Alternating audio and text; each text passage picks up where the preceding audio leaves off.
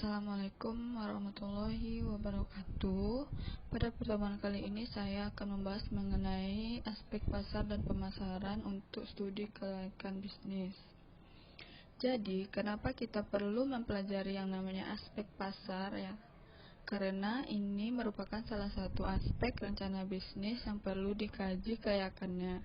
Aspek pasar didefinisikan sendiri adalah analisis tentang karakteristik konsumen, peluang, dan risiko dalam pasar yang akan dimasuki, seperti yang pertama ada tidaknya pasar, yang kedua seberapa besar pasar, dan ketiga potensi pasar lain, keempat tingkat persaingan yang ada, termasuk market share yang direbut dan market share.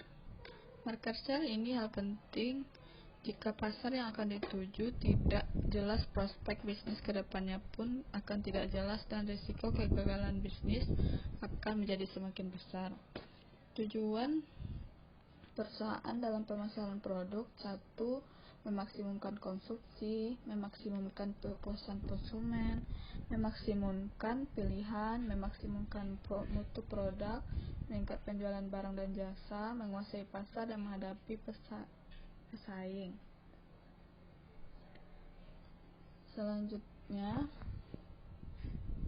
yang keenam juga yang ketujuh memenuhi kebutuhan yang akan produksi. Pasar adalah tempat bertemunya para penjual dan para pembeli melakukan transaksi. Untuk pengertian pasar yang lebih luasnya, yaitu himpunan pembeli nyata dan pembeli potensial suatu produk yang jadi pasar nyata. Di sini tuh maksudnya himpunan konsumen yang memang sudah memiliki minat, pendapatan, dan juga sukses pada suatu produk jasa tertentu. Dalam pasar ini, konsumen melakukan transaksi, dan hal ini disebabkan karena konsumen didukung keinginan untuk membeli. Sudah dijelaskan bahwa pasar bukan hanya yang terlihat secara fisik, yaitu sekarang ada pasar secara online atau marketplace, seperti contohnya Tokopedia, Lazada, Shopee, dan lainnya. Untuk itu, dalam aspek pasar ini juga kita mempelajari terkait permintaan dan penawaran. Permintaan adalah jumlah barang dan jasa yang dibutuhkan konsumen yang mempengaruhi kemampuan untuk membeli pada berbagai tingkat harga. Hukum permintaan yaitu jika tingkat harga semakin tinggi maka permintaan barang akan rendah, dan juga sebaliknya, jika harga menurun maka permintaan barang, kuantitas barang akan naik. Yang kedua itu penawaran. Penawaran adalah jumlah barang atau jasa yang ditawarkan produsen pada berbagai tingkat harga pada suatu waktu tertentu. Untuk hukum penawaran, bila suatu barang itu meningkat maka produsen akan berusaha berlomba-lomba untuk meningkatkan jumlah barang yang dijual atau ditawarkan. Selanjutnya kita akan membahas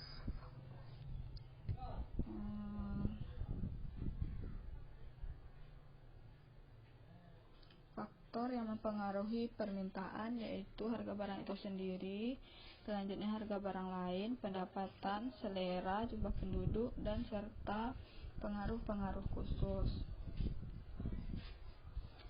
Nah, untuk faktor yang mempengaruhi penawaran ini juga sama dengan harga barang itu sendiri, harga barang lain, biaya produksi, tujuan perusahaan, dan juga teknologi yang digunakan.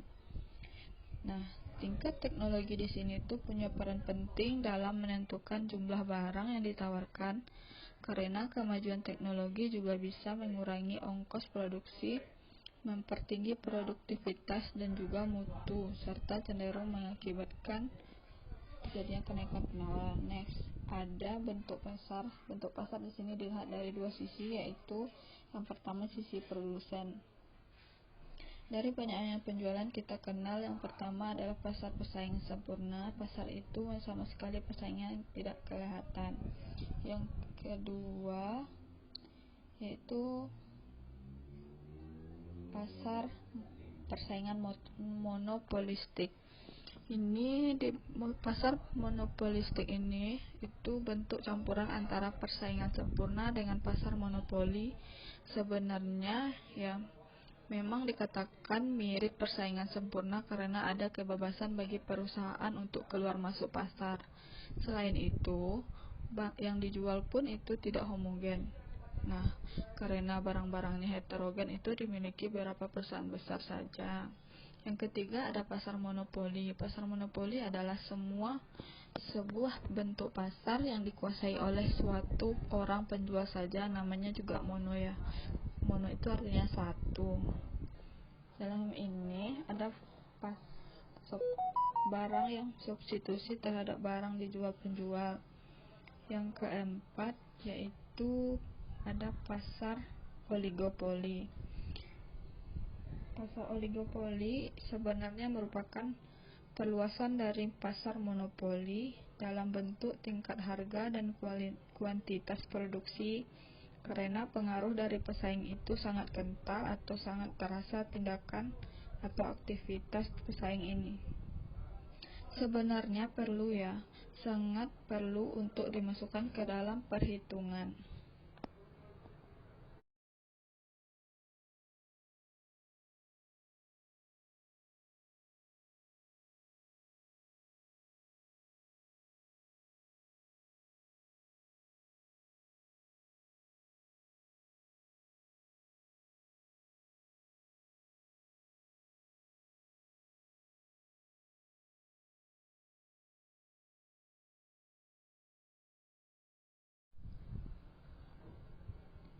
Kemudian bentuk pasar ya, kalau misalkan dilihat dari sisi konsumen atau dari sisi pembeli ya, ada yang namanya pasar konsumen. Ini pasar untuk barang dan jasa yang dibeli oleh individu atau oleh perseorangan yang keluarga dalam rangka penggunaan pribadi, tidak untuk dibisniskan.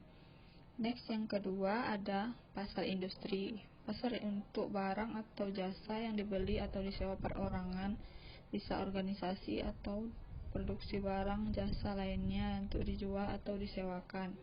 Yang ketiga ada pasar penjual kembali atau reseller, adalah pasar yang terdiri dari perorangan atau organisasi yang biasa disebut para pedagang menengah. Kita juga sudah sangat mengenal dengan kata-kata reseller, diantaranya yaitu ada distributor, grosir, agen retailnya, retailer, dan kesemua reseller ini sebenarnya melakukan penjualan kembali dalam rangka untuk mendapatkan keuntungan. Yang keempat ada pasar pemerintah. Yang namanya pemerintah otomatis pasar yang terdiri dari unit. Selanjutnya ada pengukur dan meramalkan permintaan. Yang pertama, mengukur permintaan pasar. Saat ini ada estimasi total permintaan pasar, ya ini terkait dengan permintaan suatu produk yang bisa.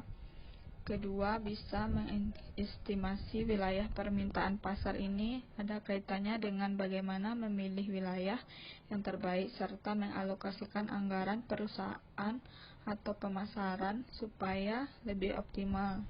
Di dalam memilih wilayah yang terbaik ini dilakukan dengan menggunakan dua metode. Yang pertama, metode market hidup, market biotap, dan yang kedua market faktor indeks. Yang ketiga, marketing up. Ini digunakan untuk perusahaan industri untuk mengidentifikasi semua pembeli yang potensialnya. Nah, kemudian ada meramal permintaan mendatang. Yang ini pertama kita bisa lakukan dengan survei niat pembeli, dengan menanyakan kepada mereka secara langsung dengan harapan mereka akan menjawab secara objektif. Yang kedua, pendapat para tenaga penjual atau wiraniaga. Yang ini perusahaannya biasanya meminta para tenaga penjual untuk mengestimasi penjualan tiap produk untuk daerah mereka masing-masing. Kemudian, semua estimasi individu ini dijumlahkan untuk mendapatkan ramalan penjualan secara keseluruhan. Contohnya saja, misalkan para wiraniaga setelah selesai melakukan kunjungan diminta untuk bikin laporan yang sering kita kenal dengan laporan kunjungan. Ya, biasanya tuh berisi rata-rata jumlah kunjungan perharinya, berapa rata-rata waktu yang diperlukan, dan biaya per kunjungan berapa, dan masih banyak yang lainnya. Dari data tersebut diharapkan nanti kita bisa membuat peramalan atau perkiraan permintaan produk, sehingga permintaan produk bisa ditentukan. Kemudian ada pendapat para ahli, yang ini dihasilkan dari para ahli berdasarkan data dan analisis yang lengkap baik dari akademis maupun praktis. Metode teknik Delphi, kemudian ada analisis deret waktu, time series. Ini adalah analisis yang menggunakan data kuantitatif edisi masa lalu, di mana data rincian menjadi komponen tren.